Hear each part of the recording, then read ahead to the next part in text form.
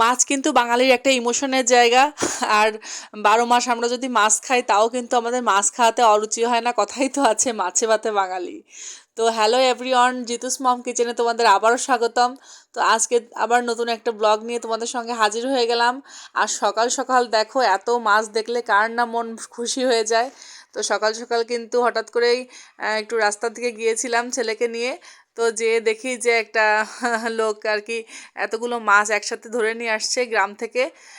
তো একসাথেই সে বিক্রি করবে। তো দেখে তো আর লোভ সামলাতে পারলাম না, সব মাছই কিন্তু একসাথে কিনে নিয়েছি। এখানে কিন্তু একরকম মাছ না, এখানে দেখো কই মাছ ছিল, শিং মাছ ছিল, ট্যাংরা মাছ ছিল, তো একসাথে মেশানো ছিল। তো সেইগুলো সবই কিন্তু নিয়ে নিলাম, 6 কেজি টোটাল মাছ ছিল। তো সে একসাথেই বিক্রি করবে বলছিল, এজন্য আসলে কম নেওয়ার কোনো আজকে অপশানও কিন্তু ছিল এই না। কই মাছগুলো তো দিয়ে তোমাদের একসাথেই সঙ্গে সেজন্য একটা নিয়ে দুর্দান্ত ফেললাম। স্পেশাল রেসিপি শেয়ার করব, যেটা কিন্তু খেতে অসাধারণ লাগে। আজ তোমাদের সঙ্গে শেয়ার করব কই মাছের ভাপা রেসিপি। তোমরা চাইলে কিন্তু এই রান্নাটা আসলে পাত্রে করে তোমরা ভাতের ভিতর দিয়েও ভাপিয়ে এটা রান্না করতে পারো। তবে হ্যাঁ, আমি কিন্তু ভাতের ভিতর দিয়ে রান্না করব না, এটা আমি প্যানেই রান্না করে নিব। তো আমি কিভাবে এটা রান্না করি পুরো রেসিপিটা দেখো, তাহলে বুঝতে পারবা। আর খুব সহজভাবে তো এটা রান্না প্রথমেই করে। দেখো, আমি মাছগুলোকে সুন্দরভাবে ক্লিন করে নিয়েছি, আর যে মাছগুলো একটু বড় সাইজের ছিল সেগুলোকে হালকা কিন্তু একটু চিড়ে নিয়েছি, যাতে মশলাটা প্রপারলি কিন্তু ভিতরে ঢোকে। এবার কিন্তু আমি এর সঙ্গে একটা মশলা অ্যাড করে দিচ্ছি। এই মশলাটা কিন্তু আম, এতে যা যা ছিল সেই উপকরণটা আমি তোমাদের বলে দিচ্ছি। সেটা হচ্ছে এর ভিতর ছিল সরিষা, জিরা, কাঁচা লঙ্কা এবং সামান্য লবণ এবং হলুদ। এটা দিয়ে কিন্তু আমি একটা পেস্ট তৈরি করে নিয়েছি। তারপরে কিন্তু পরিমাণ মতো লবণ এবং হলুদ অ্যাড করে দিচ্ছি এবং অ্যাড করে দিচ্ছি সরিষার তেল, আর সঙ্গে অ্যাড করে দিব সোয়াবিন তেল। আমি কিন্তু এখানে দুইটা তেলই ইউজ করতেছি।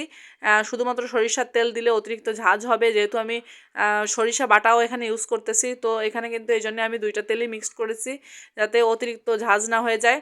দেখো, এটা কিন্তু মাখানোর উপরে অনেকটা স্বাদ আসলে ডিপেন্ড করে। তো এই জন্য সুন্দর করে এটা কিন্তু ভালো করে মাখিয়ে নিতে হবে। মাখিয়ে তোমরা চাইলে 15-20 মিনিট কিন্তু এভাবে রেখে দিতে পারো, তাহলে কিন্তু আরও বেশি ভালো হয়, স্বাদটা অনেক বেশি তো ভালো আমি আসে এটাকে তাহলে। এবার সাইড করে রেখে দিব। এবার নতুন একটা প্যান নিয়ে নিলাম, নিয়ে কিন্তু কোনো কিছু করার দরকার নাই, জাস্ট তুমি মাখানো এই মাছগুলোকে কিন্তু মশলা মাখানো মাছগুলোকে সম্পূর্ণটাই এই প্যানে ঢেলে দিবে।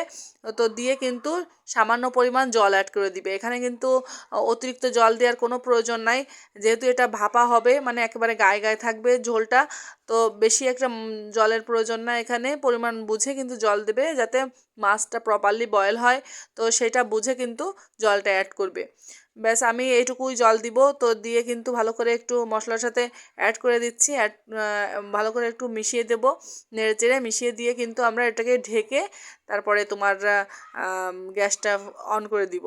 তো এ পর্যায়ে যদি তোমাদের মনে হয় যে একটু হলুদ কম হয়েছে, সেক্ষেত্রে কিন্তু কালারটা দেখেই বুঝতে পারবা, সেক্ষেত্রে অল্প একটু হলুদ অ্যাড করে দেবা। আমিও কিন্তু সামান্য পরিমাণ একটু হলুদ অ্যাড করে দিয়েছি, যেহেতু আমার মনে হয়েছে যে একটু কালারটা কম আছে, হলুদটা একটু প্রয়োজন আছে, এই জন্য আমি এবার ঢেকে দিব। ঢেকে দিয়ে কিন্তু দেখো জাল করে নিয়েছি বেশ খানিকক্ষণ। এটা এ পর্যায়ে কিন্তু আমি ঢাকনাটা একটু উঠিয়ে এপাশ ওপাশ উল্টে কিন্তু একটু ভালো করে নেড়ে নিব। তো নাড়ার সময় অবশ্যই একটু সাবধানে নাড়বে, যেন মাছগুলো ভেঙে না যায়। তো খুব আস্তে আস্তে দেখো আমি কিভাবে মাছগুলোকে একটু উল্টে পাল্টে দিচ্ছি। তো এভাবে এক পাশ আসলে হয়ে যাওয়ার পরে একটু ঢাকনাটা তুলে তোমরা কিন্তু এবার মাছটাকে একটু উল্টে পাল্টে দিবে সাবধানে। তো তারপরে আমি সামান্য আর কিছুক্ষণ একটু জাল করে নেব, যেহেতু অনেকটাই কিন্তু ঝোল কমে গেছে। আর সামান্য একটু আমি জাল করে নিব, জাল করে নিয়েই কিন্তু আমি এটাকে সার্ভ করে দিব। তো দেখো, ফাইনালি কিন্তু এর যে লুকটা, এটা দেখলেই কিন্তু আসলে পর্যায়ে তোমরা খেতে মন লবণটা চায়। একটু চেক করে দেখবা, যদি লবণের পরিমাণ যদি কম মনে হয় তাহলে কিন্তু সামান্য পরিমাণ লবণ এই সময় তোমরা অ্যাড করে দিতে পারো। এই সময় অ্যাড করে দিয়ে তারপরে কিন্তু সামান্য পরিমাণে একটু নেড়েচেড়ে দেখো, যখন মনে হবে যে হালকা তেলটা উপরে এসে গেছে, ঝোলটা কমে গেছে, তো সেই পর্যায়ে কিন্তু আমরা নামিয়ে নিব। কই মাছের এই রেসিপিটা আসলে দেখতে যেমন লোভনীয় হয়, খেতেও কিন্তু দুর্দান্ত লাগে। তো একবার হলেও তোমরা এইভাবে তৈরি করে খেয়ে দেখবা, আশা করি অনেক ভালো লাগবে। একটা রেসিপি হলে আশা করি তোমাদের আর কোনো আইটেমের প্রয়োজন হবে না। তো আজকের ভিডিওটা এই পর্যন্তই।